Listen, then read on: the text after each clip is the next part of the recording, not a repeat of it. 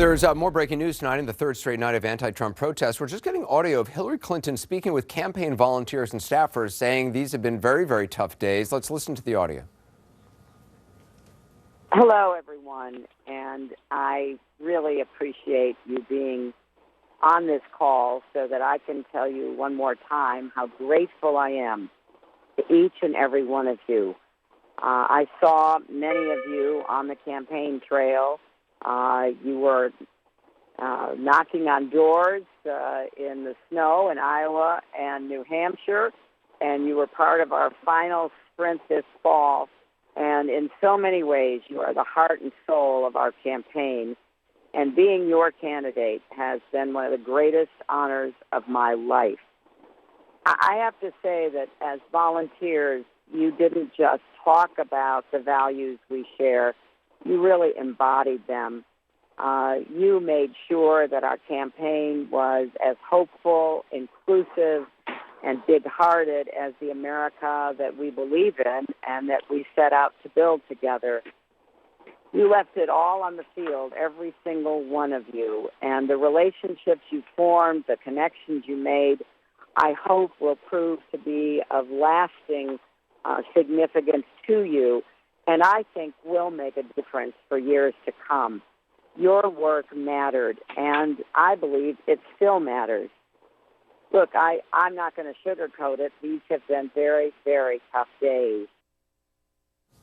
And we're back with our panel tonight. Let's just talk a little bit about, I mean, there's been some talk today, the New York Times reporting that, Maggie, that after Secretary Clinton described half of Trump supporters as deplorables, that she realized that she had stepped in it, that was a big mistake. She'd come out later and said, well, it's not half, but still, that was clearly a dumb thing to say. Yeah, I think that she made a very identity politics argument throughout the campaign. She talked a lot more about sort of a sum of various parts than she did about a more cohesive economic argument. She made one, I think, more coherently during the primary against Bernie Sanders, and then she lost that. She ran an identity politics-driven campaign, and then so did Donald Trump, and his won. I don't think it was one isolated thing with Clinton. I think that it was the totality of a lot of different things.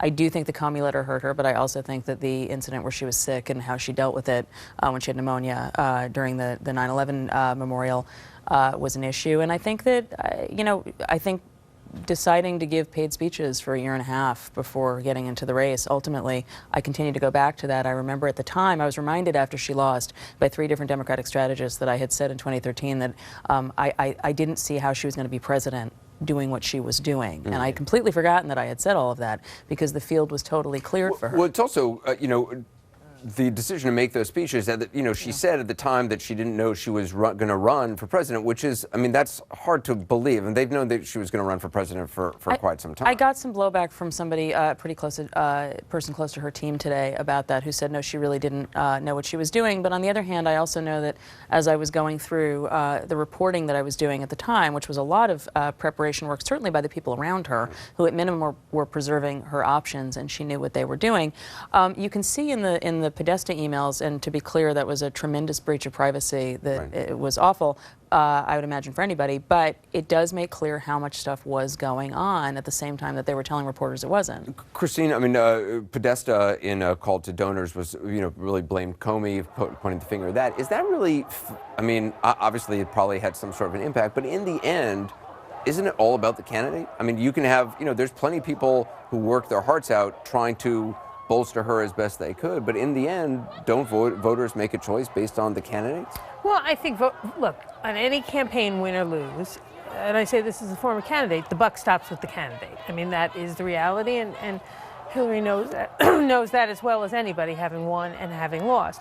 That said, I think there's never one thing in a campaign, right? It's the whole buildup, and it's the whole way the campaign operated. Did Director Comey's letter help?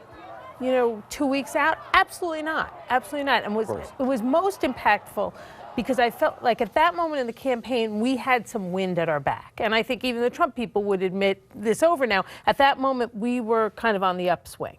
And that really stopped that upswing and made people answer questions that had already been litigated. So it was absolutely Jonathan, I not mean, a you were a help. Bernie Sanders supporter early on. Yeah. I mean, two things I'd say. Breaking news, don't trust the FBI. Right. I learned that back, when Martin Luther was spied on, and what the FBI does in politics is spy on people that are doing legal things. So breaking news both to Republicans who didn't like Comey first and to Democrats. totally. Don't trust the FBI. That said, look, I want to say this lightly because I know the pain is still there for many Democrats who supported Hillary Clinton. She was a terrible candidate. She was not a good candidate on the road, and she was not a good candidate to talk to the people because, and the polls showed it, she was not well liked, and the question of honesty and whether people trusted her was over the top. And we knew that going into this campaign. When you asked Maggie about the paid speeches, people out there in middle America, in the Rust Belt, in places that Donald Trump went and talked about trade issues, for example, when you say to someone, you got paid $225,000 to speak to Goldman Sachs, that just blew people's mind, and that stuck in there. I just wanted to, Jeffrey, I mean, there's reporting that Bill Clinton wanted the campaign to spend more time focusing on the Rust Belt states, rural areas. A lot of these things, the Comey letter, all that stuff, it probably had the big impact in it because it reaffirmed the beliefs people already had and the dislikes people already had about Hillary Clinton. Yeah, I mean, I keep going back, Anderson. Last year when we were on your show, there was a Quinnipiac poll where the voters gave their impressions, and she was said to be dishonest or a liar. I mean, every single one of the stories that we've talked here fed that image as she went along. And that report about Bill Clinton, I mean, if you can say nothing else about President Clinton, he is one smart political, strategist, thank you. Why they didn't listen to him is beyond me. One of the reasons that I thought from the beginning that Donald Trump could win is because I thought exactly he could carry Pennsylvania. But she didn't motivate part of her base. They didn't get excited about her. And Donald Trump, there was an enthusiasm, I sat in this very seat and said, there are people coming out. The Brexit, it's the same thing.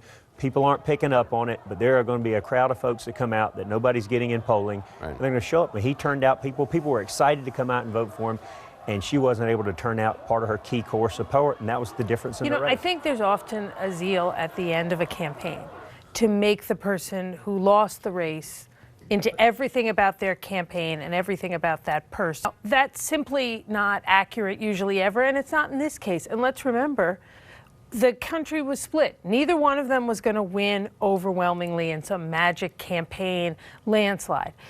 Did Secretary Clinton as a candidate have problems? Absolutely. But she was also, and this is kind of irrefutable, the most accomplished, prepared, ready to be president person who has ever run. And I think, although we can say all these negative things about her, it's important to note she ran, she worked hard, and took a risk to make history. It's not helpful to the Democratic Party to think about the future, to not recognize the deep flaws in the way this campaign was conducted, and respectfully, in the candidate that was pushed on the... I want to thank everybody in the panel. Build the Wall, of course, was a staple chant at Trump campaign rallies over this entire race. But for those threatened with being deported to the other side of it, life is now a waiting game. We'll have that story ahead next.